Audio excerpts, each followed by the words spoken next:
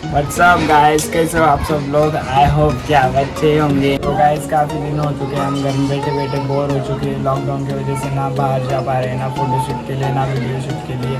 इसीलिए हम Insta Facebook पे कहाँ पे अपडेट नहीं रह सकते। इसीलिए मैंने घर पे बैठे बैठे एक न्यूज़पेपर स्टूडियो बनाया है जो कि टिकटॉक पे बहुत ट्रेंडिंग में चल रहा है। प्लीज़ गाइस, जब तक लॉकडाउन चालू है तो आप भी घर में ही रहिए, नियमों का पालन कीजिए, बार बार हाथ वॉश कीजिए, जैसा ऐसा कुछ यूनिक कीजिए जिससे आप बोर ना हो। जैसे कि वीडियोस बनाओ टिकटॉक के, यूट्यूब पे, कुछ भी करो लेकिन घर से बाहर मत जाओ। Please stay home, stay safe. तो guys, welcome to my channel. मैंने आज फर्स्ट टाइम ब्लॉग बनाया है, तो प्लीज़ मेरा वीडियो अगर आपको अच्छा लगे तो लाइक कीजिए, कमेंट कीजिए और शेयर कीजिए।